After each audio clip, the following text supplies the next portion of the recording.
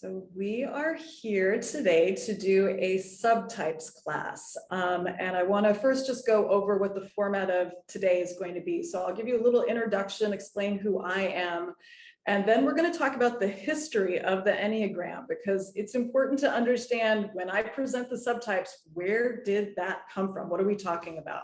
So I'm going to go over the history, then we're going to go over the equation. There is actually an equation for the subtype. So we're going to talk about that, kind of dive into specifically what is that equation. Then I'm going to run through the actual 27 profiles. You've got the handout. What I did there is I added visuals, because a lot of times it's easier to wrap your mind around the type if you've got a visual to connect to. So that was what that handout is meant to give you. And then finally, if we have time, we will go through the growth path for each of the 27 subtypes. So that's what we're going to do. Between each section, I will stop and do questions and answers. So I won't wait until the very end. We'll do it section by section, but I do ask that you hold your questions until I ask for them. And if you've got a question, just put your hand up using the reactions button in the screen, and I'll call on you. So who am I? My name is Lynn. I have been studying the Enneagram since the mid-1990s. So I actually added it up. It's been almost 30 years, which feels a little bit stunning, actually, when I think about it. My journey with the Enneagram is I was in a bookstore in Los Gatos, California, and I saw the book called Personality Types, which was the Riso Hudson book. I had never heard of the Enneagram, but I liked the cover. I bought the book and I started reading through, kind of just going in sequence. And each type I got to, I thought, maybe I'm this, maybe I'm that, until I got to type 7, which is my type. And I remember thinking, wow, that is exactly my deal. That's what I do, and that's why I do it. And I actually had never been reflective enough to know why I was behaving the way I was. So it was very valuable information. That was the beginning of my Enneagram journey. But at the beginning, I was having a very kind of theoretical experience with it. I was buying books and I was reading them. A few years later, I moved back to San Francisco, the San Francisco Bay Area, which is where I'm from. And that really opened the door for live classes. So I started taking classes from Beatrice Chestnut, from Helen Palmer. They were there. And so it was very easy for me to get a very good Enneagram education because I happened to be in the right place. So I kept studying all of this, but it was very much on the side. So my background is I'm actually a finance person. I'm a certified public accountant, and pretty much my whole 25-year career was spent in finance. So I was having my finance job and then studying the Enneagram in the evenings. And I remember at one point I had had a long day at work. I was sitting in a basement listening to Helen Palmer do one of her narrative tradition panels and thinking, why am I here? What am I doing? But there was something in me that was just extremely interested in the Enneagram. Later in 2012, I decided to change my life. So I moved from San Francisco to Athens, Greece. I continued doing my finance work, but I decided I wanted to get more officially trained in the Enneagram to kind of close any holes that I might have had. So I'd already started the training in the San Francisco Bay Area. I completed it in the UK. So now I was Enneagram certified. And in 2015, I decided to stop doing the finance work and turned my attention completely to the Enneagram. So that was really when my Enneagram career began. In 2016, I wrote my first book. In 2018, I wrote another book, and my work is really combining Kundalini Yoga and the Enneagram. So I've become very convinced that the Enneagram is an excellent map to help you understand where you are and where you want to get to, but it doesn't give you all the supplies that you need to make the journey. Kundalini Yoga gives you all the supplies, but doesn't tell you where to go. So I say, if you can combine those two, you've got the powerhouse. You can really start to see changes. And I say that from personal experience. My life is very different now than it was before all of this. And I credit that to the combination of the two systems. So that's who I am. To talk about the history of the Enneagram, I'm going to go all the way back, and we're going to talk about 6 very specific data points when we talk about the history of the Enneagram. And these are really important because you've got to have a really clear understanding of what we're talking about when we say the Enneagram. So the first thing I'm going to talk about is the symbol itself. So the symbol is part of what we call sacred geometry. And this is this idea that shapes have a higher esoteric meaning. It can be traced back over 4,000 years to the followers of Pythagoras. So you see it in ancient Greece. And I'm not going to dive too deeply into kind of what the symbol means, but I am going to just give you a few small examples of when we say sacred geometry, what does that mean? So within the Enneagram, there's a circle. And there are universal laws. This is the law of one. So we talk about it, it's to be. And again, this could be a whole class of just about, the actual sacred geometry. So I'm just going to give you a taste, but that's the circle. There is a triangle within the Enneagram, and that is the law of three. And this is to know. It's this idea there's an active, a passive, and a neutral force. And there is the irregular hexagon, which represents the law of seven. This is sequence. And this is to understand. So this is the symbol. And again, it goes back 4,000 years, and we can trace it to ancient Greece. That's the symbol. But then if we fast forward to the 1900s and the Russian philosopher Gurdjieff, suddenly this kind of static symbol gains motion. So Gurdjieff was the first one to start to openly talk about this idea that this is a symbol that has perpetual motion within it. So he talked about the arrows. He did not create this. He learned it, and he started writing about it and teaching it. So this is where suddenly the static Enneagram kind of becomes the dynamic Enneagram. It's a schematic of perpetual motion.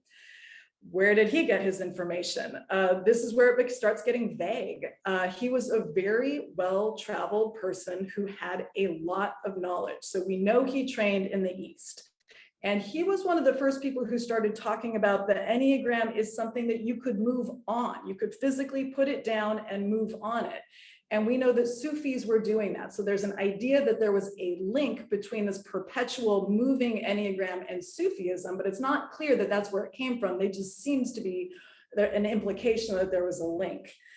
So why is this so important? Because this is the Enneagram that really the idea here is that you can take the Enneagram and think of it as a process map. So it's not just a symbol, it's almost like a methodology. So again, because I come from a business background, I think of it, it's almost like the Six Sigma. You can take a body of information, and if you place it correctly on the Enneagram using the sacred geometry, you can start to have a very full understanding of that body of knowledge. So this exists, and Gurdjieff is the one who started to talk about, hey, there's motion here. He also, as probably many of you know, he talked about the three centers. So when he was talking about human personality, he was the one who first talked about the head center, the heart center, and the body center. So this is all going on, and this is happening in around the 1920s, 1930s. Fast forward 20 more years, and we get to Oscar Ichazo. So now we move from Europe and we go to South America. So Oscar Ichazo was Bolivian born, and he was teaching in Chile. And he was a spiritual teacher who was teaching a lot of things. He started a school called the Arica School. And that school exists today. And the Arica School, the explicit idea was it was to provide humanity with a complete and entire knowledge of our psyche, to enable ourselves to handle our problems faster, easier, and more clearly. So this is what the Arica School was trying to do, or is trying to do. The Enneagram concept was part of the teachings. It was not the only thing being taught, and a lot of people say it's actually the tip of the iceberg. There was a lot more going on. There is a lot more going on, but this is one element of it. So he takes the Enneagram process map and he layers on this idea of let's put on human psychology. The Enneagram, you can use it for any vast body of knowledge. I am trying to help the world be able to understand its own psyche. I'm going to take human psychology and layer it onto this moving system of the Enneagram. So this is what he did. He did this in a kind of bare bones way. And I want to be careful when I say bare bones. What I mean is he did not list out the very detailed personality profiles that we see today. That was not his work. He was much more focused on the vices, the virtues, the ego formation. So what he was saying is we start off kind of messed up, and I'm going to use the Enneagram to figure out how do you solve those problems. So he didn't have a single Enneagram. They talk about how he had 108 Enneagrams, but it was all different levels of looking at the vice, the virtue, the holy ideal. It was very specific aspects being layered onto the symbol. So this is what Ichazo did. So now we start to have the Enneagram of personality, but it's still very kind of bare bones. Then we move forward another 10 or 20 years, and his student was Claudio Naranjo. So Claudio Naranjo was a Chilean psychiatrist, and he was training in the Arca school under Ichazo. He was exposed to the Enneagram, and he fell in love with it. He thought, this is amazing. And it makes a lot of sense because he's a psychiatrist. So he would really get amped up understanding like, wow, you can start to apply this map to the human psyche. He is the one who kind of started to add all of the detail. He really fleshed it out. And there's a saying, if Ichazo was the father of the Enneagram who kind of planted the seed, it was Naranjo who was the mother, who really birthed it. So when it came to Naranjo, that was when we started to get all of these detailed personality profiles. So this was his work, and he was creating, or he had groups called SAT, Seekers After Truth. So he was Chilean, but he was actually doing his work up in the San Francisco Bay Area, and he had these groups called SAT groups, or Seekers After Truth. And he was teaching the Enneagram here. And I just spoke with someone who was in one of those groups, and she said, it was insane what we were doing, but you have to understand, we weren't learning the Enneagram. He didn't stand up and say, okay, here's the symbol, here's the 9 types.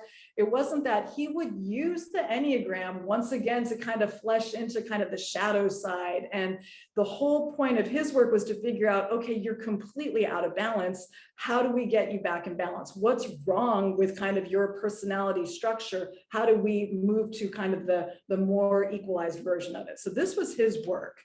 And for those of you who might have started, your Enneagram journey reading Enneagram books, a lot of times people can think it's kind of negative.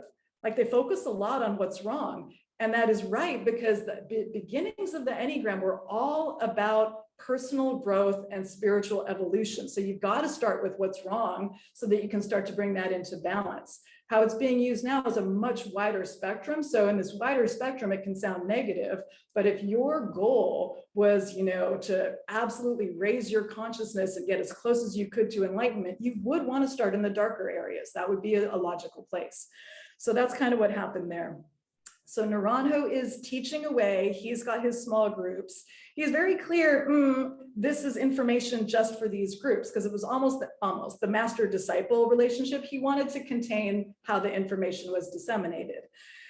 But the information got out, it leaked. And I don't think it was a single leak. I think it was probably a lot of leaks, but people started talking. People became very enthusiastic, and suddenly people are talking about the Enneagram. And so it started to be that you could hear about the Enneagram without being in one of these groups. So at this point, the lineage of the Enneagram takes a little bit of, 2 paths. There's the Jesuits, and then there's the Helen Palmer narrative tradition. So the Jesuits got this information. They got the more bare bones from Ichazo, and they got some notes from Naranjo. And there was a specific Jesuit who got very excited about it, started kind of pushing this out into the Jesuit community. And the seminarian, Don Riso, took the information and just began doing research. And he researched for years and years, kind of applying human psychology, growth, everything he knew to come up with the body of information where he could write a book. So his book was called Personality Types. And the backbone of it was the Enneagram. He did a lot of his own research to come up with that. And exactly what he did, I wasn't there, I don't know, but it was a very much a research-driven thing. On the other side, Helen Palmer is learning the information from Naranjo. It's unclear if she was in a SAT group or not, but she was around it.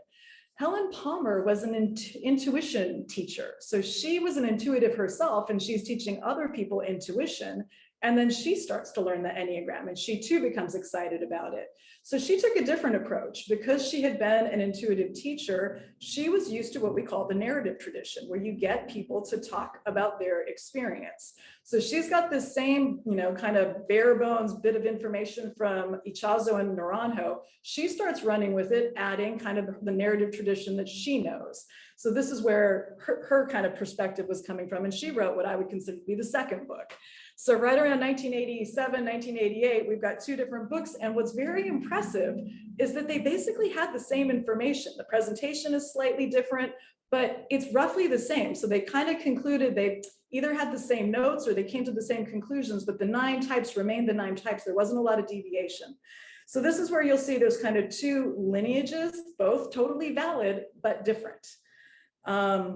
So this is all moving along. The subtypes as an idea was always within this body of information, but it wasn't talked about very much. We didn't have a lot of detail around it. And what happened next was in 2004, Claudio Naranjo went to an International Enneagram Association conference, and he presented the 27 subtypes in great detail. And Beatrice Chestnut was there. She was blown away.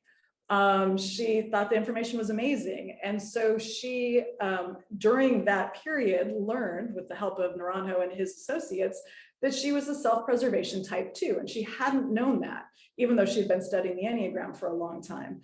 So with this information, she said it was almost like she could see a new angle of her own mind. It really started to help her understand herself even better. She became very excited about the information, and she was frustrated that nobody else in the community seemed as enthusiastic. So she's a researcher, and she just went on a research project and started compiling every note, everything she could get about what Naranjo had said about the subtypes. And that is this book, which is The Complete Enneagram, which was published in 2013. If you don't have it, I highly, highly recommend it. This is probably the most detailed book about the subtypes. And it's not necessarily that she came up with new information. She was really synthesizing everything that Naranjo had said. So that is the history of the subtypes. And that is kind of how we got here today. I just want to say one quick thing about the subtypes versus the wings. People get really interested, like the subtypes, there's a whole book, right? And there's different personal growth paths based on that. You don't get as much information around the wings. And I had a conversation with Beatrice Chestnut about this, and her perspective, which I tend to agree with, is the wings aren't really a thing. The wings are like adding seasoning to the personality structure, but they're not changing what the growth path is. They're not radically changing kind of what the type structure is. They're explaining behavior. The subtype is a thing. It actually, you will see there are different growth paths based on your subtype. So this is why you might hear people kind of, I think, especially in the generations that are going to be coming, they're going to be focusing probably more on subtypes and less on wings. And that is the reason. So that's the history. I want to stop there before I dive into the equation. Did anybody have any questions on anything I just said? You can put your hand up in the chat. Beth. Okay, would you speak a little bit about where the 7 deadly sins and the corresponding holy virtues came from? So that's an interesting point. So I just had a conversation with someone about this very topic. So the idea is actually, these are the Christian forefathers. It was 9. It wasn't actually 7. So I think the question would be, when did it get narrowed from 9 to 7? But if you go back apparently to the ancient texts, it's actually 9 sins. And if you Google that, you'll see there's a lot of support for 9. I don't know when they dropped, on the Christian side, 9 became 7. I'm not sure what happened there. But yeah, did that answer your question? Yeah, it's possible because 7 was considered such a spiritual number, and there's 7 heavenly bodies that we can see, 5 planets, sun and moon. And so that may be part of it. Who knows? But I did not know it was originally 9. It's originally 9. And yeah, it's interesting information. And this is a tough thing because when you go back, like, who's to say, right? But if you look, there's plenty of research that supports that it was 9. Okay, thank you. Yeah, yeah. Any other questions? Okay, so what I'm going to go to now is the mathematical equation for the subtype. How do you get to subtype? So the subtype is your instinct plus the passion of your Enneagram type. And when I say the passion, you can also think of it as vice. I think passion is a warmer word, but it's the same thing. It's the thing that is tripping you up. What is sort of the negative manifestation of your habit of attention? So the instinct plus the passion of the Enneagram type equals the subtype. And when I say instinct, the instinct is self-preservation, social, or one-to-one. So I'm going to start actually just with the passions to make sure that we're all clear about like what are the passions of each of the 9 types. So the passion for type 1 is anger. And the offset, what's the virtue? The virtue is serenity. So when you look at personal growth, what you are looking at for a type 1 is you see anger transmuting to serenity. This is what you want to see. And what is the anger about? It's about imperfection. And it can be imperfection manifesting in different ways, but this is kind of the core passion that we're looking at. So this is the passion for type 1. The passion for type 2 is pride. And the virtue is humility. So what is pride? I see, I'm going to have you wait just until I finish the whole, all of the vices. And I then just wanted to ask, what does the word mean? What does the word mean? Pride. No, serenity. What does serenity mean? Isia, it's like okay. calmness. Yeah. So thank you. Sorry for interrupting. Yeah, no. And actually, thank you for that. Because if it's a translation question, please always speak up. I want to make sure everyone understands. So, so pride to humility. And so, you know, pride, what is pride looking for? Oh, actually, sorry, before I move away from type 1, kind of the key phrase that you can think of, like the misunderstanding, the mismessage that a type 1 has is we can all and should all do better.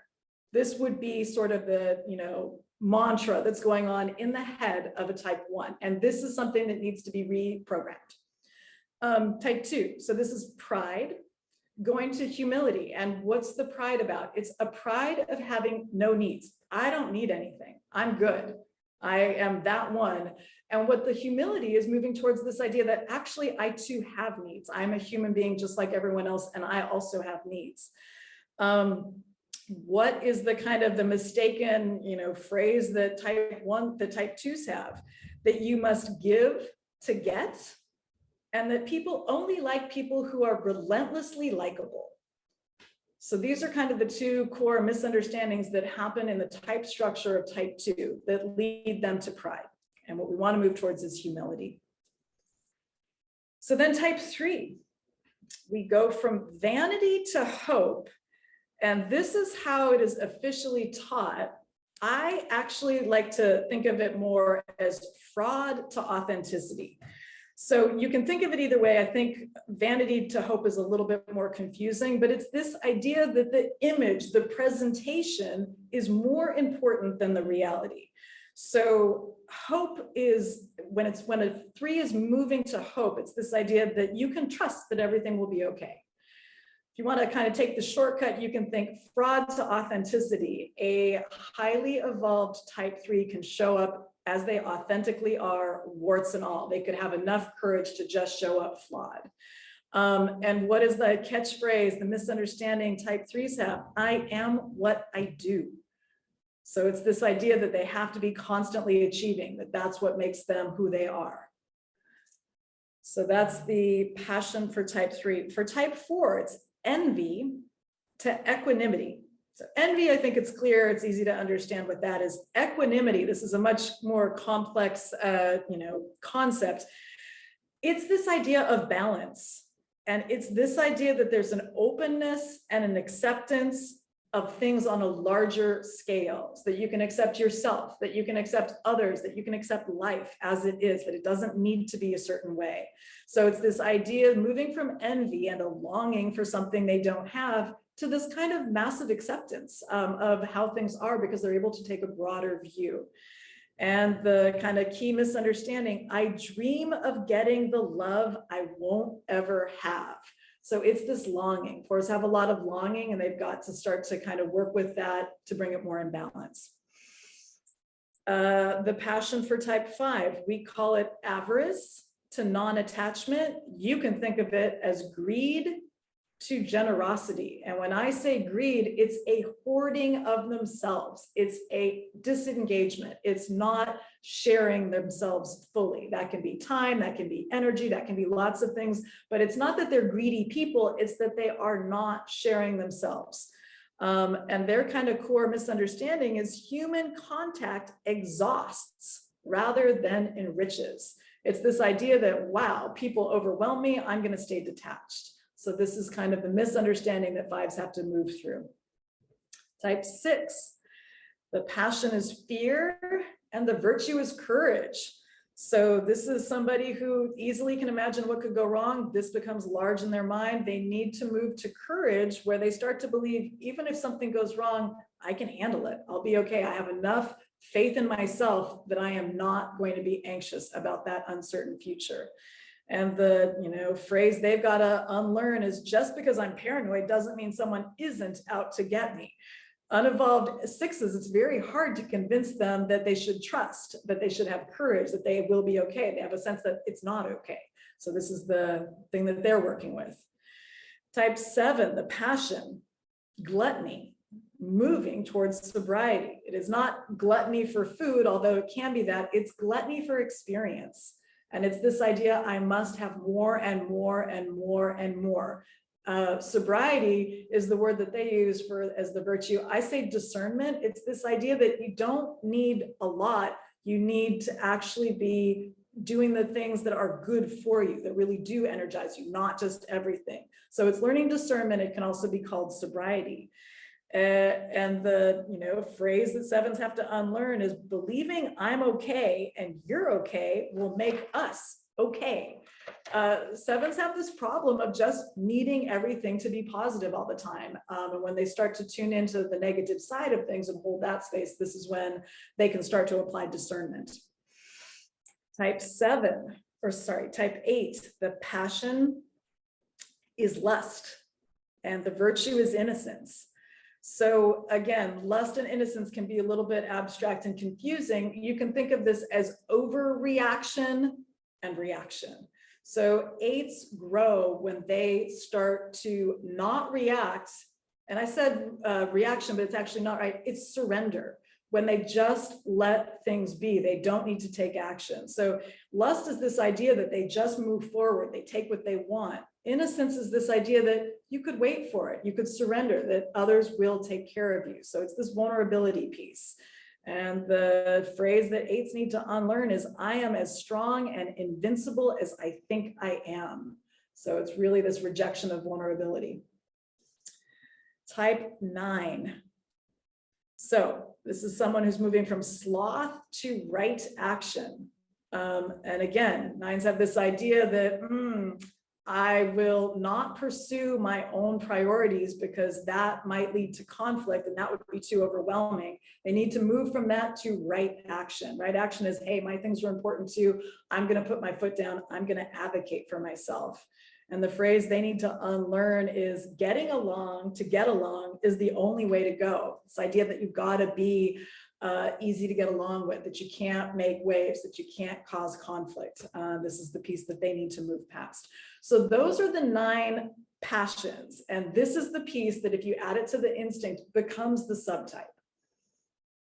So the 3 instincts, the instincts are something we do not choose. It is an instinct. So it's not that you decided I'm going to feel this way. It's what you actually just feel from the inside.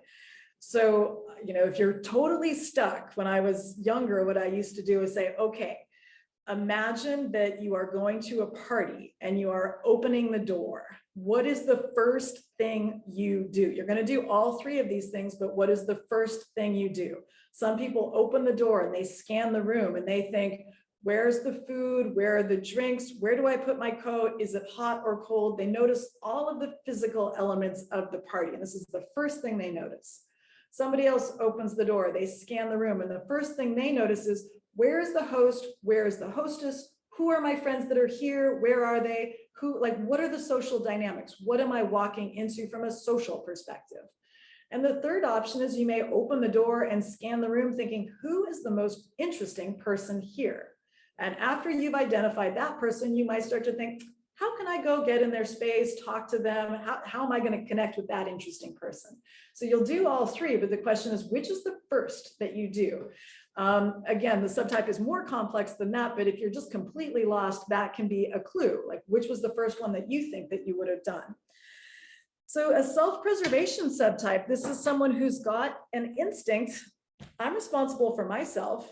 You're responsible for yourself. That's the way the world works. This is the person who's looking for the food, the drinks, the temperature, because they think I got to take care of myself in this environment. And that's what's going on. The second instinct is called the social subtype. And this is someone who has a sense of the world is better when we all get along. So when I make a decision, I think, how is that going to affect everyone else? And then I think if everyone else made that same decision, what would that look like? So they're thinking very broadly. They're very aware of group dynamics. So right away, you can see where there could be massive conflicts, not because anyone is trying to be insensitive, but because two people have different instincts. One's thinking about the group, the other's thinking about themselves, and they both think each other must be thinking the same way. So you can see this. And the final one, it's sometimes called sexual, sometimes called one-to-one. This is somebody who's kind of got a sense of us against the world. They get energized, they get juiced by intense one-on-one connections. So this is something that they get a lot of juice from. They're not spending as much time thinking about themselves. They're not spending as much time thinking about the group. They're looking for intensity. And this is not sexual intensity. It could be that they're in a happy relationship and they're still scanning for who's the interesting person at the party, because that's what's going to make the party interesting to them. So these are kind of the different examples. Within the subtype, you have what's called a stacking. And so there's one that's dominant and there's one that is repressed. And if you had talked to me even 6 months ago, I would have been explaining this differently to you. So what I used to believe was that it was like a pie of 100%, and you did have a stacking and one was dominant, but you could actually be fairly evenly stacked. The current thinking is that actually we all have a repressed instinct. So there's one that is significantly weaker than the other. So you've got one that's stronger and one that's weaker. And that's important information just to know. So this is kind of something just to have in your mind as you're thinking it through. So I want to explain why some of you might be confused about your subtype. There are this is the equation that Beatrice Chestnut uses, and this is the equation that she got from Claudio Naranjo. So this idea of the passion plus the instinct equals the subtype is a Naranjo idea. But there are at least two other equations out there. So Riso Hudson have a different idea. They also believe in the type structure. They also believe in the instinct, but they think that the type structure hijacks the instinct. So those two things don't blend. They kind of work in opposition to each other. And this is what makes the subtype. So if you're reading a Riso Hudson book about the subtypes, it's going to look quite different. And so I just say that to make sure we're all really clear. What I am explaining today is the Naranjo Chestnut version of subtypes. That's probably what I think a lot of us are going to start seeing because there's the book, and I've been using it since the book came out, and in my interviews it works very, very well. But just please be aware that there are other types out there, and they may also have value, so keep that in mind. There's another person named Mario Sciorra who he thinks the instinct is using the type structure. So it's not a blend, but there's a relationship there too that's not necessarily in opposition. It's complementary but different.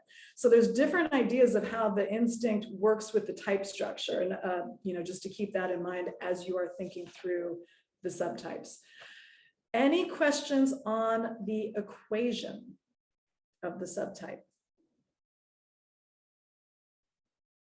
All right, so let's move into,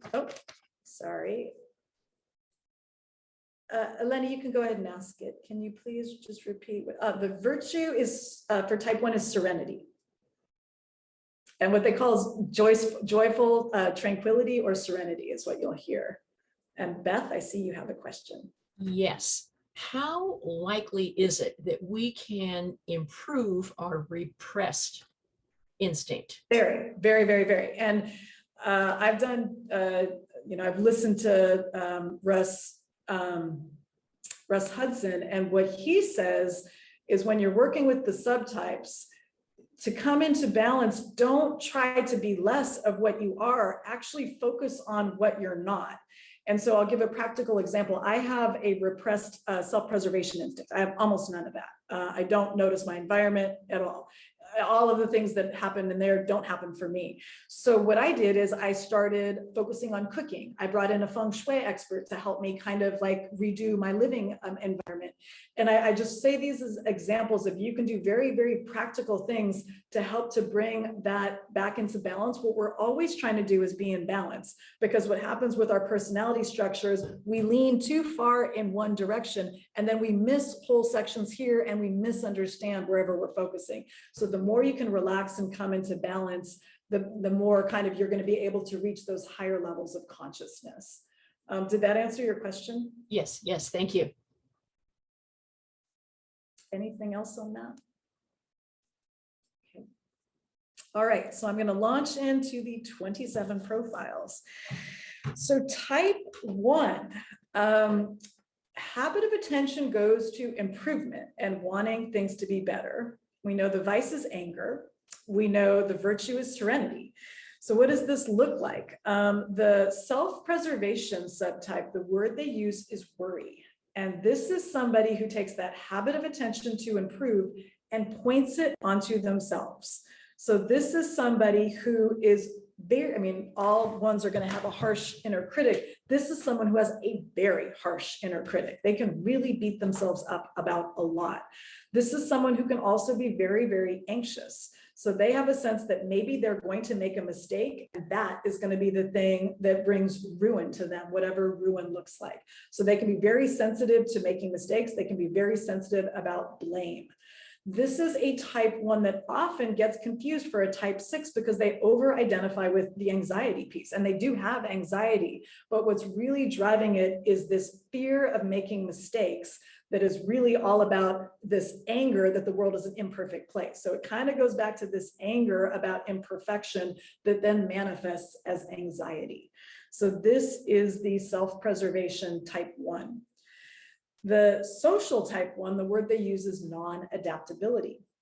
And this is a type 1 who takes that habit of attention to improve and points it out to the outside world, often to society or groups of people that they can teach. So this is somebody who has, the word they use is non-adaptability. This is somebody who has a sense of there's one right way to do things. I know that way, and I will show you how it's done. So this is someone who has to be really careful that they don't take on an air of superiority. This is someone who can have a lot of difficulty kind of imagining that there could be multiple right ways of doing things. This is someone who can be very, very rigid in their thinking. And these are people who often are teachers. They can find themselves in that role because the personality naturally navigates to this type of role. Again, the passion is anger about imperfection out there in society. How is it going to get solved? I will show you how to do it better. And this is someone who can get very frustrated when they see things that aren't as good as they can be. This is someone who can be very, very idealistic. The 1-to-1 type 1, the word they use is zeal. This is a hot type 1, and this is the one that sometimes can get confused for a type 8 because this is someone who actually can access anger pretty easily. This is someone who takes that habit of attention to correct and points it to their inner circle, the people they really care about. So this is someone who can get really frustrated that the people in their lives aren't behaving the way they want them to be. Sit up straighter, drink more water, like it can be this. interestingly, it's coming from a place of love, but it doesn't always look like that. So this is somebody who can have that type 8 look, accessing anger, being controlling. But if you peel back the layers, they're not interested in power. They want correction in a kind of small circle, usually their intimate circle. This is the counter type. So in each of the 3 instincts, there is a counter type, and I'll point them out each time. But the counter type in type 1 is the one-to-one type 1. And this is the one that's often very hard to recognize as a 1 because it looks like a different type. It's not obvious that the passion is at play, but that's what's going on there. So then I'm going to move to type 2. Type 2, the self-preservation type 2, the word they use is privilege. And 2s in general, their kind of way of operating in the world is, I'm going to use relationships to get my needs met. So we talk about this as a person who's helpful and giving. It's interesting, you almost have to make an exception because the self-preservation type 2 might not be as helpful. They might not be as giving, but this is somebody who can have more of a childlike kind of presentation. And what they are doing that makes them a 2 is they're using relationships to get their needs met. So they almost have a sort of subconscious idea, I need to be taken care of, people take care of children, I will behave in a childlike way, and that is how my needs will get met. So this is someone who, again, this is the counter type. This is someone who can sometimes look like a 7. They could be playful, they can be high-spirited, they can be more self-referencing than the other type 2s, but they are using relationships to get their needs met. So they're not having the 7 gluttony piece, they've got the 2 stuff going on. So this is what's happening there, and this is the counter type. The social type 2, the word they use is ambition. And this is like the power 2. So this is somebody who is highly aware of kind of power dynamics, and they're being helpful in a strategic way. And often this is happening subconsciously. So it's not that the person is thinking, I'll help this person to get that. It's not that, but they're highly aware of kind of, placement.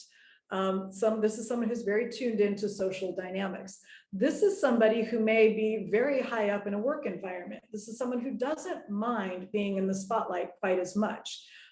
They tend to prefer to be the power behind the throne, but they might be the power behind the throne of the CEO. They want to be high up there, so they can have that. Again, this is someone who is looking to other relationships to get their needs met. So they're supporting important people, and that is what that is looking like. And then the one-to-one type 2, the words they use are aggression, seduction, and this is sometimes described as the almost too adult type 2. So this is someone who's doing all the 2 stuff of I'm going to get my needs met through relationships with other people. They're narrowing it down to, close, intimate relationships. So this might be the person who's got the spouse that they're kind of doing everything that the spouse would want because they know that the spouse is going to be the person who meets their needs. It can also be a parent. It could be whoever, but it's kind of this much smaller group of people. This is somebody who can be very seductive, almost the 2 adults type 2. And again, it's the same kind of using other people to get their needs met. So that's what's going on with the 3 2s. Just to keep in mind, the self-preservation 2 is the counter type. So then moving to type 3, the self-preservation type 3, the word we use is security. So this is the humble type 3. And if you're just reading kind of generic Enneagram books, a lot of times someone who's a 3 will not find themselves because this is the counter type, again, that doesn't look like a 3. This is someone who wants success, who wants to be seen as a success in the eyes of other people, who's highly image conscious, but considers it bad manners to brag. So this is someone who's going to be much more humble and understated. And this is also someone who's got a sense of, I don't just want to win the award, I want to make sure I really deserved it. So this can be someone who's extremely hardworking. They really want to make sure they backed up whatever it was that was the success. They're not all 3s will cut corners. So it's not that they won't cut corners, but they want to make sure they really deserved that award, that success, whatever it was. These are people that can be highly, highly anxious. So sometimes they will over-identify as a 6. And these are people, all 3s have issues with, or potentially have issues around workaholism. This is kind of the extreme workaholic. This can be someone who almost can't feel secure enough. They just always feel like, maybe I'm about to lose it all. So this is what's happening with this type 3. And again, for 3s, it's fraud to authenticity or vanity to hope. The social type 3, this is the 3 that you're reading about in most Enneagram books. The word they use is prestige. This is the person who is just dazzling socially. This is the person who will openly brag. They will tell you their IQ, their title, their zip code, their car make and model, because it's important to them that you hear that, because that is how they feel successful. These are the people who can be very chameleon-like. This is the person who can be the most competitive of the type 3, someone who just wants to win all the time. And these tend to be people who are very successful and can often be very inspiring as well. So this is what's happening with the social type 3. And then the 1-to-1 type 3, the word we use is charisma. So this is a type 3 that wants success, that wants recognition, but they feel uncomfortable being under the spotlight themselves. So they redirect that kind of promotion to something or someone else. So this might be the manager, the famous, entertainer. This might be the person who's kind of the head of the marketing department of a company. This is somebody who wants all of that success, is very tuned into image, but doesn't want it on themselves, redirects it to somebody else. This can be a more emotional type 3, and this can be a 3 that sometimes has themes of melancholy and sadness. They can really have a sense that if I look inside, I'm not sure there's anything there. So I better not look inside, but that makes me pretty sad. So this can be what can be happening for the 1-to-1 type 3. So then we'll move to type 4. The self-preservation type 4, the words they use are reckless, dauntless, and you'll also hear the word tenacity. So this again is the counter type. And just to say it, there's not a trend that self-preservation is always the counter type. That is not the case, as you'll see later. But this, in fact, is the counter type this time. So this is the 4 that can be hard to identify. We call this the sunny 4. So this is someone who has envy. And by that, I mean, they have a sense that everyone else is doing better than I am. Everyone else seems to be doing fine. Why am I not? And their kind of subconscious messaging is, if I just work hard enough and put myself in enough difficult situations, if I suffer enough, that is how I will get what everybody else has. So this is someone who can be an extreme workaholic. This is someone who can put themselves in very dangerous situations. This is someone who can just play life very hard and on the edge with this idea, if I suffer, that's how I'm going to solve this envy that I have, this fact that I'm longing for something I don't have now. This is somebody who a lot of these 4s can take a while to identify themselves as it, because they can be quite stoic emotionally. They can have a lot going on the inside, but they aren't necessarily sharing that. And in fact, this is someone who can present very, very happy. So if they're reading a lot of Enneagram literature, they might read about kind of the social 4, which is more of a sad 4, and think like, that's not me. So you can be a 4 and be presenting very happy and be emotionally stoic and still be a 4. And if that's what's happening for you, you may want to explore the self-preservation type 4, because that's what that profile looks like. The social type 4, the word they use is shame.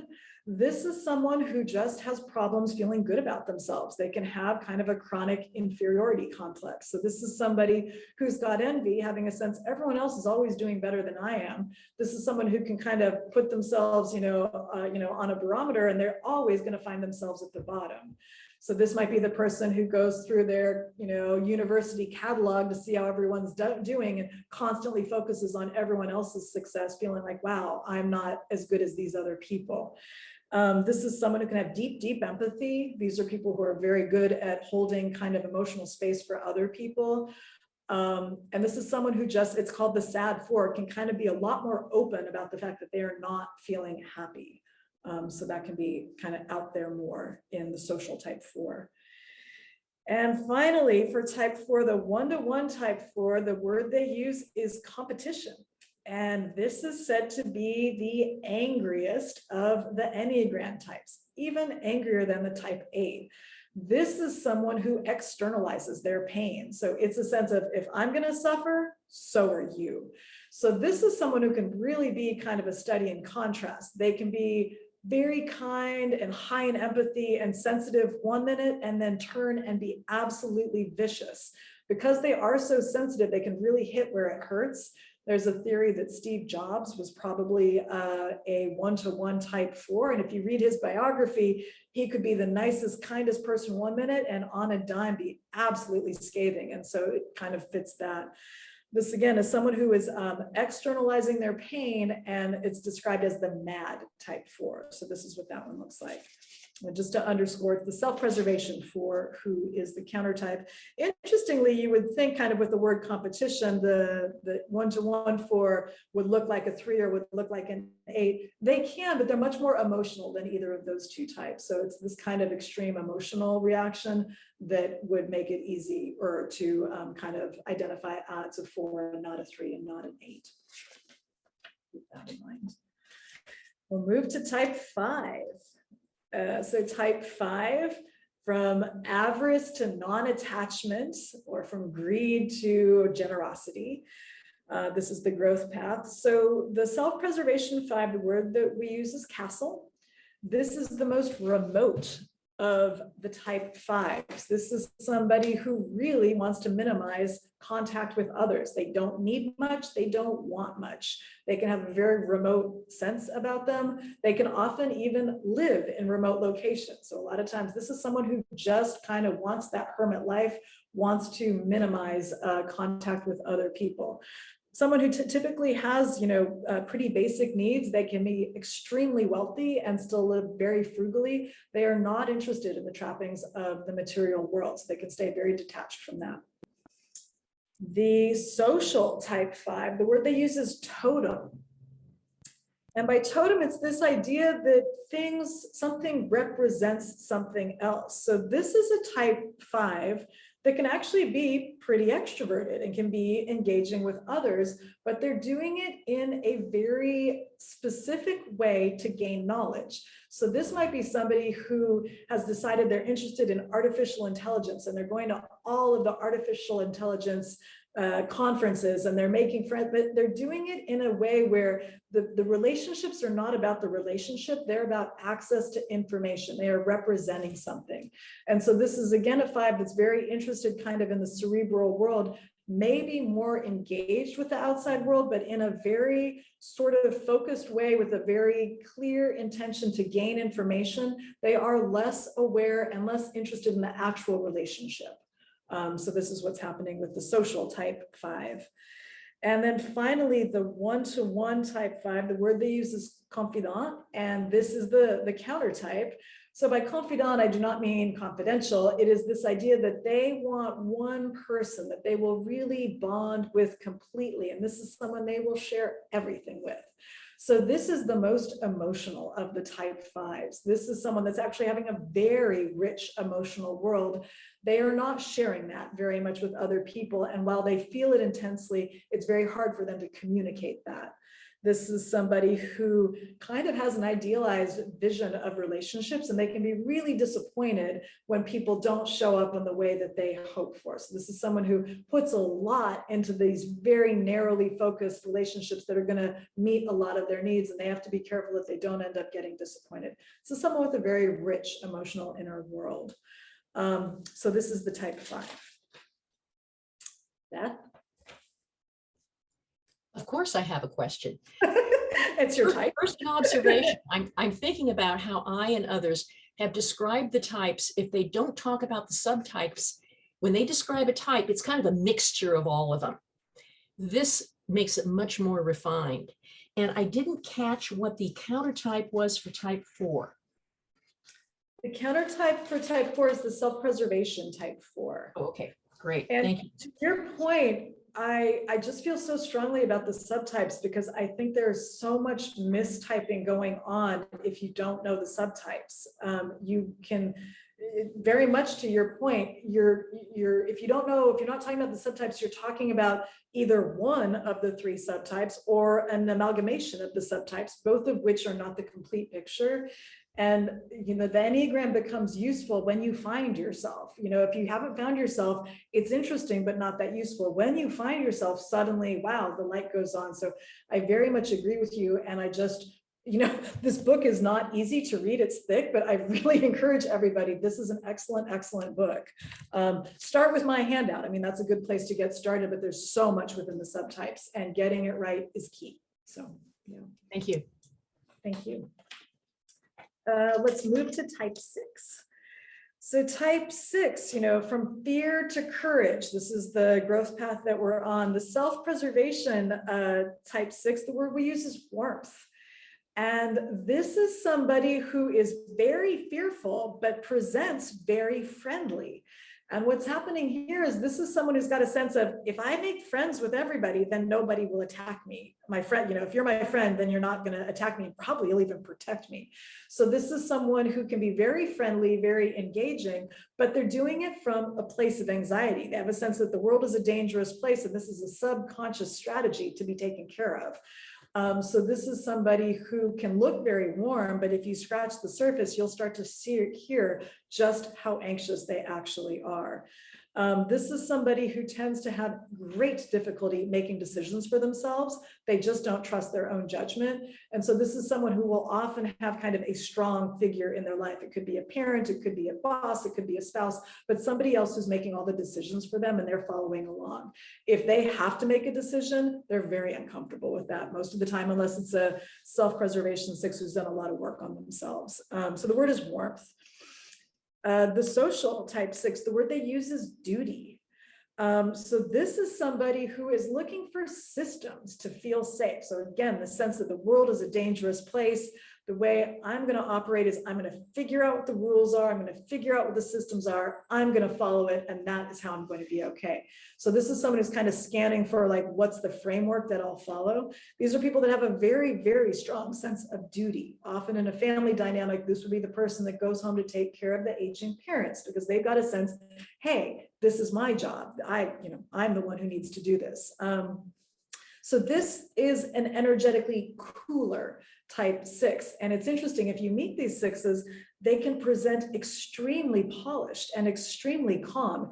And you would have no idea the amount of anxiety going on in the background until you talk to them. And then they start to share. And then you start to realize, wow, this is someone who's really focused on what could go wrong. And there's actually a lot of anxiety driving the show. They may not present that way. So keep that in mind. And then the 1-to-1 type 6, this is the counter type. This is the words that we use are strength and beauty. And even in the old Enneagram descriptions, you would have heard about this. This was called the counterphobic 6. And this is a 6 that sort of had this sense of, or sort of has this sense of, the world's a dangerous place. I feel a lot of fear. The way I'm going to deal with it is I'm going to charge forward into that fear. So this might be the person who's afraid of heights and decides to go skydiving, who's afraid of swimming and signs up for a swimming race. Whatever it is that they're afraid of, they leap into it. But again, if you talk to them, there's a lot of anxiety. So this is somebody who is very, whatever you say, they say the opposite. They're very contrarian. So if you say black, they say white. If you say yes, they say no. And when you talk to them about what's going on, they'll say, well, what it is I want to consider all sides of the situation. So I'm not even thinking about what's true. I'm just thinking, if you say yes, I have to say no, because we've already considered yes, and now we must consider the opposite. So this is someone who almost wants to look at every situation from a 360-degree view, and they do that by being contrarian. So this is the counter type, and it's the 1-to-1 type 6.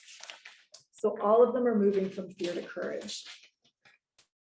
Type 7, the self-preservation 7, the word we use is keeper of the castle. And I like to, underscore, it's the keeper of the castle. It's not the king or the queen of the castle.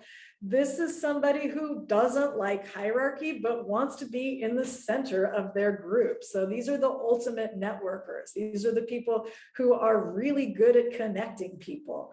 This is the person you go to when you need anything because they are on friendly terms with everyone and they're very good at putting people together. These are people who are typically good at business. They can have an earthiness to them. They're more grounded than the other two sevens. This is the least commitment phobic of the sevens, and they are not as commitment phobic because they look at relationships as a way to have even more experiences. So to them, being in a committed relationship means great. We can have a family, we can go on holidays, we'll do all these things together. And so for them, it's not intimidating. This is someone who's got to be careful that they're not transactional. So without meaning to be, this is someone who can be quite transactional in their relationships, kind of understanding, okay, in our friend group, we need a chef. We don't have a chef. I'll make friends with a chef, like that. And that can be what's going on. And again, it's subconscious, but this can be something that they have to be careful of. The social type 7, this is the counter type. The word we use is sacrifice. This is the 7 who knows what they want, but thinks, okay, for the greater good, I'm going to run against that instinct. So I know I want that last piece of cake, but I'm going to offer it to my friend. So this is someone who can be very self-sacrificing. It can look like a 2, but the key difference is a 2 won't be aware of their own needs. A 7 is extremely aware that they wanted that cake. They just decide to give it up anyway. This is somebody who can be innocent. This is someone who can be idealistic. This is someone who has to be careful that they don't create a hierarchy of virtue with themselves at the top. So this is someone who can kind of have a sense of, I can manage my impulses. Why can't you manage yours? So they've got to watch that a little bit. Again, this is the counter type. And then the 1-to-1 type 7, the word we use is fascination and suggestibility. This is the least grounded of the type 7. So this is someone who truly thinks the world is way more awesome than it actually is. Their type structure embellishes reality, so they don't have to deal with the negative. So they just kind of have stars in their eyes. This is somebody who genuinely sees things as better than they are, so they can be very suggestible in both directions. They can get other people to do things. They are excellent salespeople because they really believe whatever it is that they're kind of getting enthusiastic about. They can also be very naive. They're gullible. They can be easy to take advantage of because they have a huge blind spot in anything that could go wrong. They just don't see that. So this is the least grounded of the type 7s, and their habit of attention really allows them to embellish reality, to make it more positive. So that's what's happening. So for 7s, it's gluttony to sobriety or gluttony to discernment. It's where they start to narrow down their options and focus and not just be these kind of consuming machines. Beth, I see you have a question. Of course. How much do the instincts of the wing influence the person? For example, I have a social 7 friend I'm very close with, but he's got a big 6 wing. So how much does the 6 wing instincts influence him? It's a great question. So the theory in the Enneagram is that the instinct runs through the entire system. So for example, I am a 1-to-1 type 7, that means that I go to 1-to-1 type 5, I go to 1-to-1 type 1. It runs through the entire system. So it's not the case, or at least the theory does not suggest that it's the case that your friend is a social 6 with a self-preservation 7 wing. That wouldn't be what's going on. He would have the instinct running through the system. How does that look? It depends on how strong his wing influence is. And this is where I say it's very interesting. The wings aren't a thing, and I agree with that, but the wings certainly can flavor behavior. So if you've got a strong enough wing, you could adopt a lot of behaviors of that type wing, but your habit of attention isn't that habit of attention. It's just behaviors that you've adopted. So that's how I describe it. Did that answer your question? Extremely good. I've never heard anybody say that what your dominant instinct is, that'll be the dominant on your wing. So that's very, very helpful. Thank you. Yeah, I got that from B. Chestnut. And again, I guess the thing I would want to share, I've been studying the Enneagram for almost 30 years because you can study it for, we are constantly, it is dynamic and we are constantly getting new information. I was just at the Nordic conference in Stockholm, and that was where I really had it brought home, this idea that there's always a repressed instinct. I didn't know that before. I had thought that it could be more even. So there's constantly kind of new information that we're uncovering. It's dynamic. And so I would say just keep paying attention, but this is the theory. And to me, it makes sense. Like when I look at it, applying it to myself, because I'm very clear about my type and my instinct, it fits. So what is the counter type on 7? The social type 7. Social, okay, got it. Yeah. Thank you. So then we move to type 8. So the self-preservation type 8, the word they use is satisfaction. And this is the most direct of the type 8s. This is someone who's got a sense of, I've got to go get what I want. And they've got a sense of immediacy. I better do it now.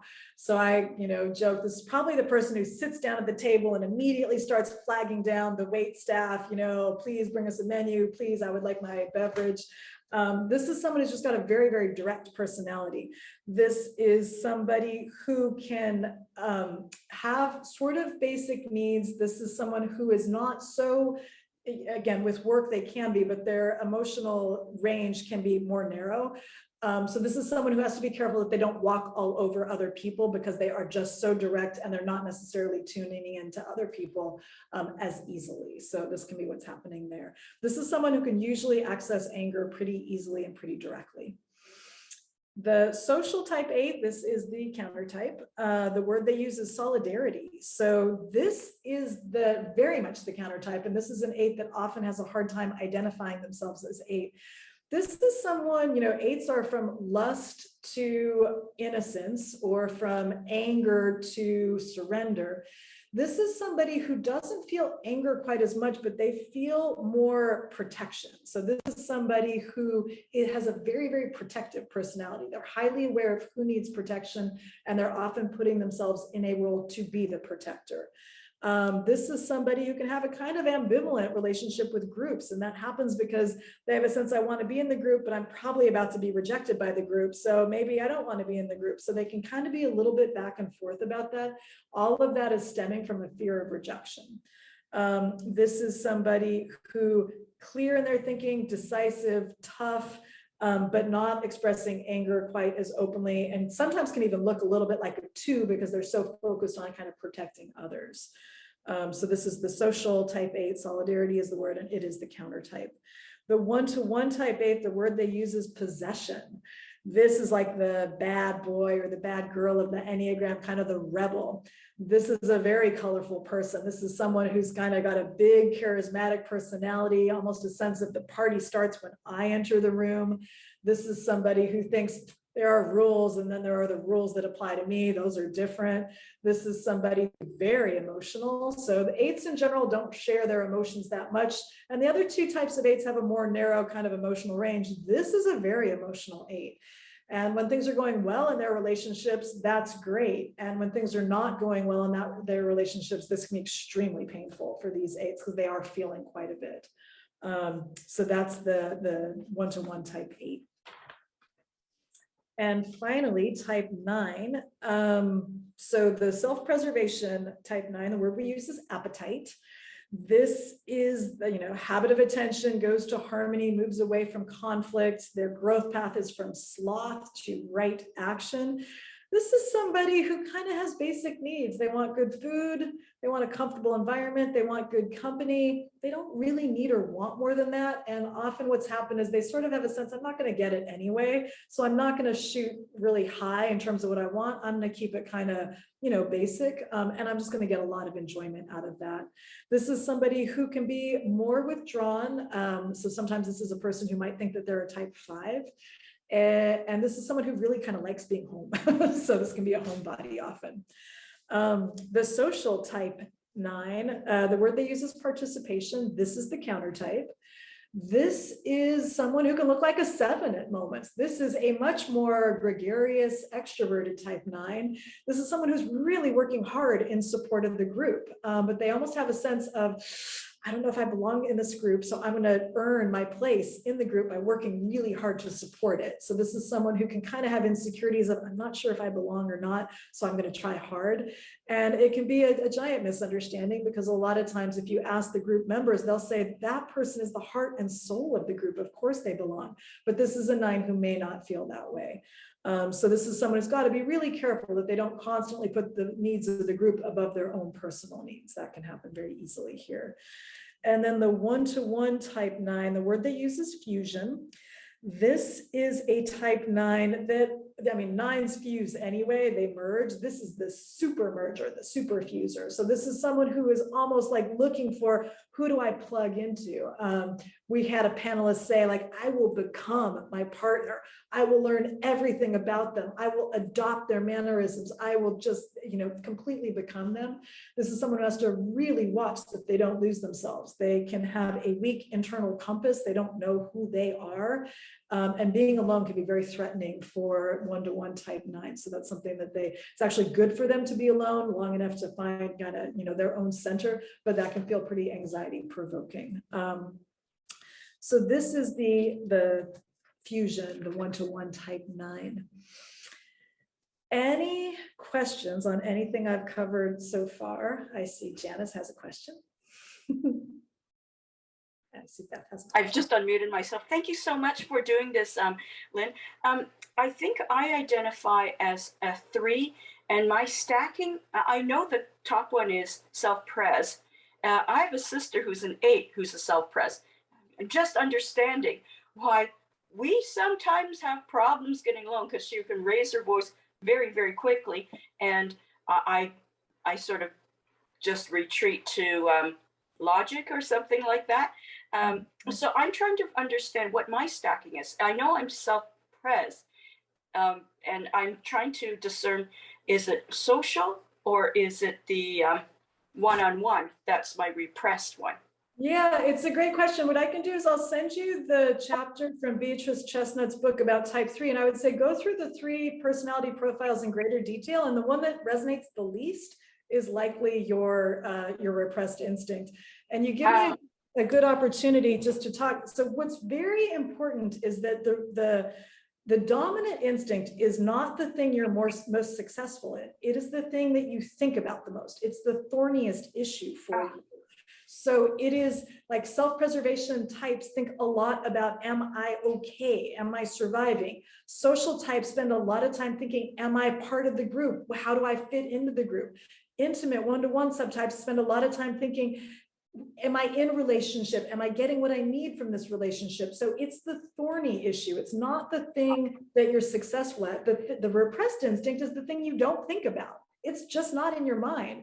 So for myself, I don't think about my environment. It's not that I choose not to, it's literally not in my mind. So what you're looking for is, what's the thing you think the least about? Not what's the thing that you're least successful at, because the least successful might actually be your dominant instincts, believe it or not. Does that make sense? Yes, because I don't think about relationships. I think, well, I'm happy, I don't have relationships. And I tend to think about social as, oh, those people have no savoir-faire, they're loud, and they're superficial. So thank you. So you probably, what you're describing would suggest you might have a repressed one-to-one instinct, because that's the thing that's just not in your mind, whereas the other ones, you're thinking about it to some degree. So, yeah. Thank you. I haven't dated in 12 years.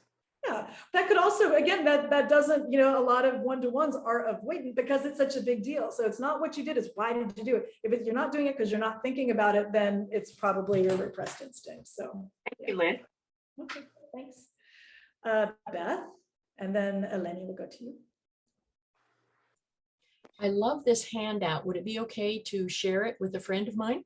Yes, I appreciate very much that you always ask that. Yes. No Thank you, because your name is all over it, so they know. My name's all over it. That's my main thing. And again, and I want to be clear that I got it from Beatrice Chestnut, so that's also in there, because again, I came up with the pictures, but this is really kind of the summary of her work, but it's all documented there. So yeah, but thank you for checking. I appreciate that. I love the pictures. They're very helpful, because that's what the subconscious remembers is the pictures. Yeah. Well, and I think a lot of times that's what brings it to life, actually, because the words, okay, but when you see, I like the little koala bear for the warmth type 6, okay, that then when you meet someone, you're like, oh, they like a koala, you get it, sort of. So yeah. Sure. Yeah. Thank you. Thank you. Eleni. Yes, hello. I would like to ask 2 things.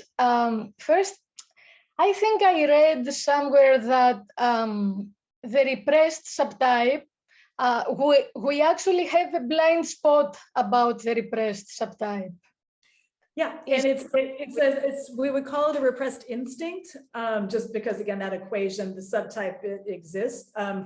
It is a blind spot, and it very much like kind of how I described me having a self-preservation repressed instinct means I have a blind spot for that. Like I just don't notice those things. So it's very much that. Is that your question? Yes. Yeah, maybe if something could be said about this. I mean, if you can elaborate something. Yeah, and it's a little bit what I was saying to Janice.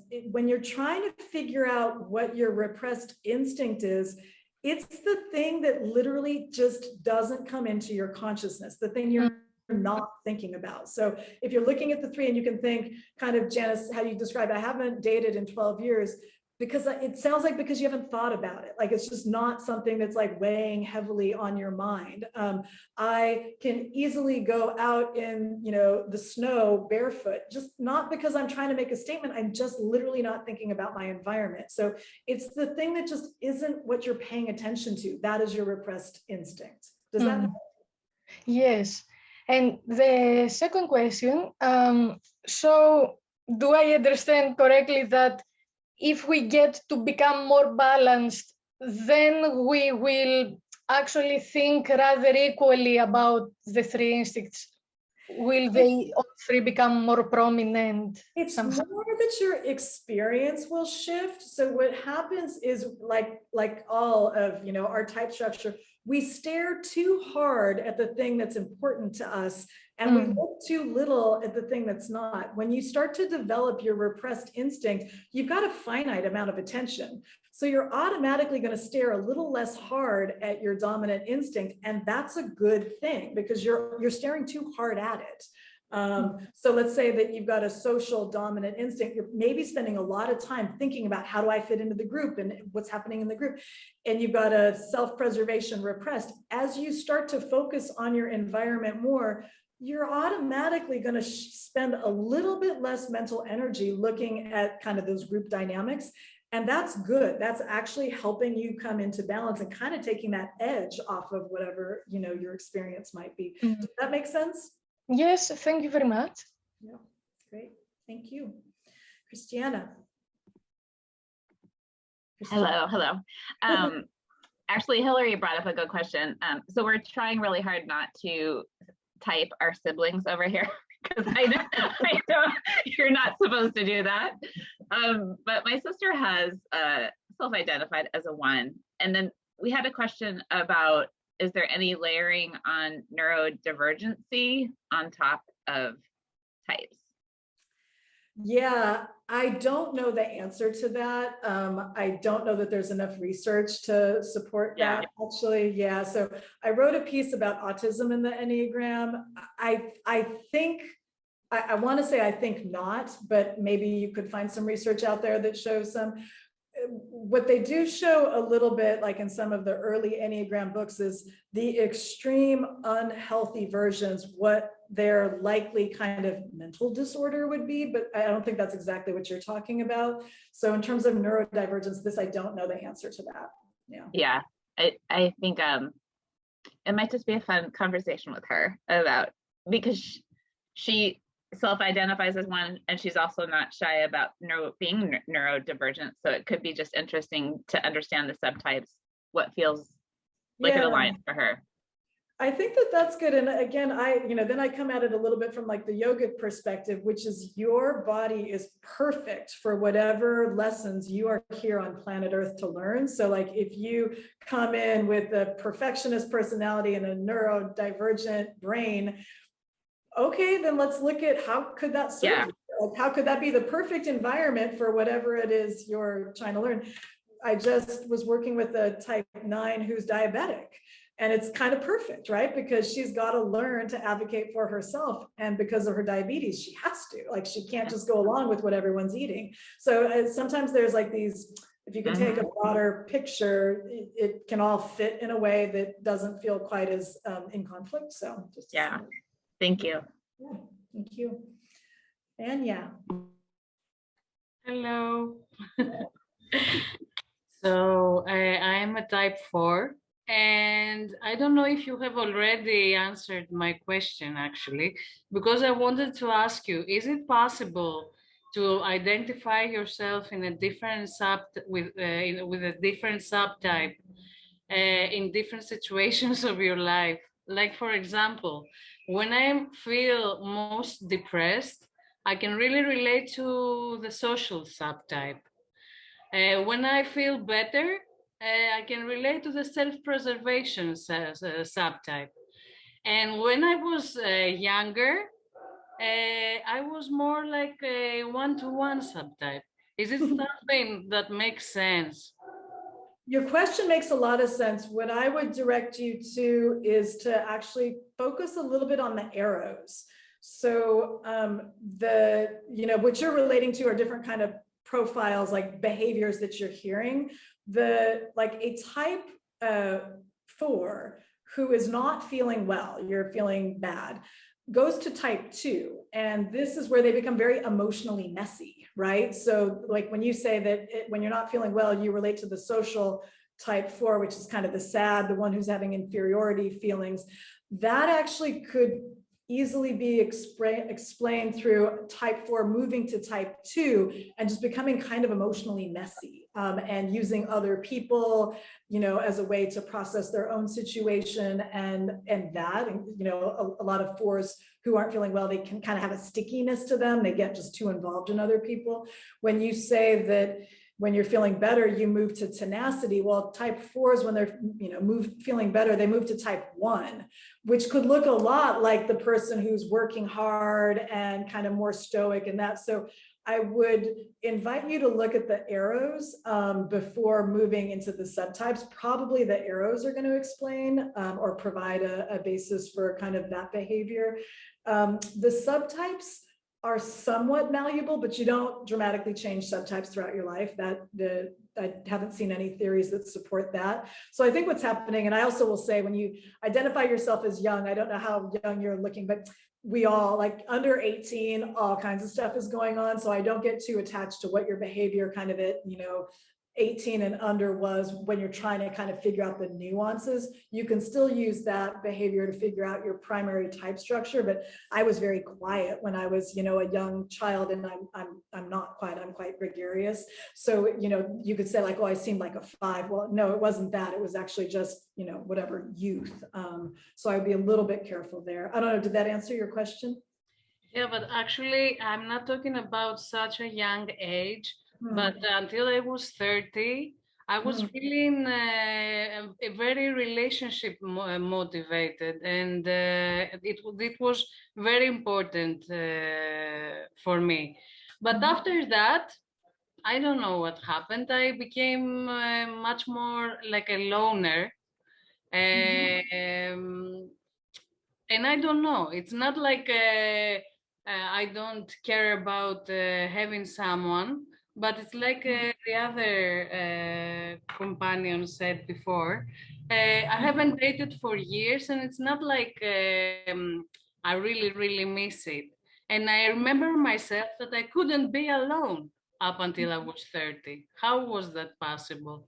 Yeah, I think that can just be the aging process. I think you could find a lot of people of a lot of different Enneagram types that might have had that experience. So I wouldn't use that too much to determine the subtype. I think I might direct you back to kind of the more detailed personality profiles and just look through those and see what resonates.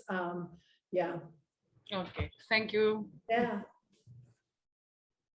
Any other questions? All right. I'm going to stop the recording.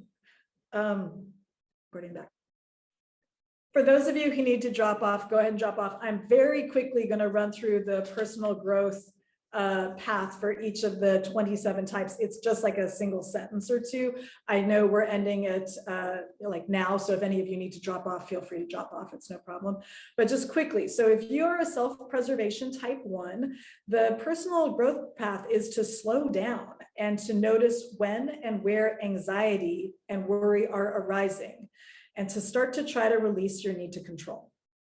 If you are a social type 1, you need to remind yourself that there is no perfect, ultimate right way to do things, and that true power does not come from being superior or placing yourself in a superior position to other people. If you are a one-to-one type 1, you should try to become clearer about what deeper motives might be behind the desire to improve other people. You are, to start to tell yourself that you are worthy without correcting other people. That is not what dictates your worth. So to have that in your mind. Type 2, if you are a self-preservation type 2, the idea is to make your dependency needs more conscious to yourself. So start to notice when you might be playing the role of child or helpless to get your needs met. And to also see if you can start to step into your power a little bit more and not to play quite so small. If you are a social type 2, recognize and own your need for power and admiration, and look at how that plays into the roles of what you do to try to allow for a little bit more vulnerability and a little bit more authenticity. So again, this is the power 2 who's getting their needs met through other people, to try to show up in a little bit more of a balanced way. The one-to-one type 2, find ways to meet your own needs. So you're looking for that 1 or 2 people to meet your needs. Look at if you could do that on your own. Try to become more conscious of your energetic connection to other people, how you might be going to other people to get your needs met. You are a self-preservation type 3. Slow down. Experience life more fully. Give yourself space to feel and watch for rationalizations about why you don't have time to do what I just said. If you are a social type 3, use setbacks and failures as a way to expand vulnerability and to broaden your sense of yourself. For the one-to-one type 3, try to live more for yourself and not for your third party, whether that's the company, partner, whatever. Put more faith and love in yourself and launch a search for your real self. You're a self-preservation type 4. Relax into your feelings more and show more of yourself with others. This is a type 4 that's being very stoic, and the feelings of envy will drop off if you stop having such a sense that you've got to do it alone. You've got to go it alone. So start sharing yourself more. The social type 4, release your inferiority complex. Focus on your positive qualities and do what you need to do to enhance your self-confidence. A one-to-one type 4, be with your suffering without externalizing it and projecting it onto others. So learn to hold your own pain. Type 5, self-preservation. Connect with other people more often. Make an effort to connect, to engage, and to share your feelings. Social type 5, attempt a greater sense of emotional engagement with other people. You are perfectly good at engaging with other people. Bring it up a level by engaging emotionally. Recognize the tendency that you have to idealize experts. You are a one-to-one type 5. Notice your tendency to hold others to very high standards and how this might be blocking intimacy. Express yourself more. So type 6s need the warmth, self-preservation. Start to trust yourself more. So this is a type that is looking to others to make decisions, step into your own power more, and also notice the tendency to give away your power to others and to create these warm connections. Try to manage that. For the social type 6, have a hard look at your definition of duty and understand if that is real or if that is something that you've done to help manage your anxiety. Look at the way that you are adopting systems and try to tune into your inner courage, into your intuition. For the one-to-one type 6, notice when you are moving quickly into action as a way to address fear. Start to sit with your fear and let it process instead of moving into it as a way to try to expel the anxiety. Self-preservation type 7. Notice your tendency to be transactional in your relationships. Try to manage that. So notice when you are connecting, because that's going to bring you a little bit further. And notice when you might be inadvertently using people. The social type 7. Notice your tendency to kind of give, not with strings attached, but giving with this idea that you are telling yourself you're a good person because you are sacrificing. Start to manage that, and just change that narrative so that you're not putting yourself at the top of this hierarchy of virtue. The 1-to-1 type 7. This is the fascination. Notice when you are embellishing. So as you embellish, start to notice it and ask yourself, is that real? Start to deeply come back to reality and resist this urge to keep making things more beautiful than they actually are. So really try to ground it into reality. The type 8. So the self-preservation type 8, try to not react. This is the most direct type that's waving down people to get their needs met. Try to just pause, just wait a minute and pause. So the whole thing with an 8 is to just allow yourself the space to choose your reaction instead of reacting. For the social type 8, make self-care a priority. This is somebody who is putting a lot of attention out to protecting other people. Start to turn that back on yourself and do inner child work. So really start to take care of yourself like you would a helpless child.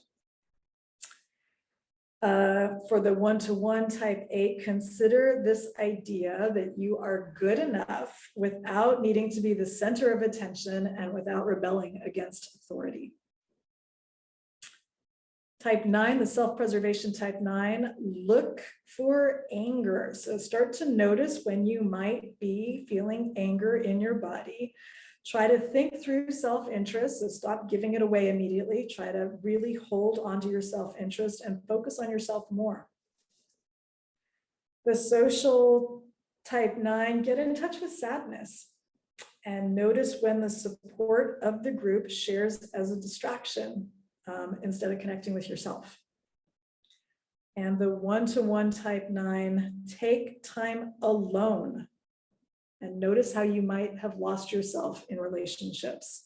Try to find your own sense of self. Those are the personal growth paths. I thank you all very much for your time. My idea is to do a quarterly call like this on a different topic each quarter. So if you guys have a different subject, another subject that you are interested in for the fall quarter, just email that to me and I will take a tally and decide what we're going to talk about next. For people on this call, I have recorded it. I will send you that recording. I am not sure it's going to go up on YouTube. But you all have access to it and you have permission to send it to anybody in your network who you think would be benefiting from it. So Beth, I think you have one more comment. Yes, I noticed that you and a lot of other teachers put the instincts in order: self-pres, social, 1-to-1. Why that particular order? It's a great question. So the explanation I have, and I want to be very careful how I say this, it's sort of a level of primal to mature, and that is not to say that the self-preservation is less evolved than the intimate, the 1-to-1, but it's this idea, like there's a theory of when did the instinct happen, how quickly in the womb or out of the womb, and the idea is self-preservation was the earliest, the social is second, and the intimate happened the latest. So it's actually almost a chronological order. That's how I've understood it. But I just want to be careful that it's not a ranking or a hierarchy. It's just an order question, sort of in terms of almost like realization. So. Got it. Okay, thank you. Anything else? All right. Thank you, everybody. Thank you. Sorry for going over. I very much appreciate your time and I wish you all a good rest of your Sunday. Thanks. Thanks, Lynn. Take care. Thank you, everyone.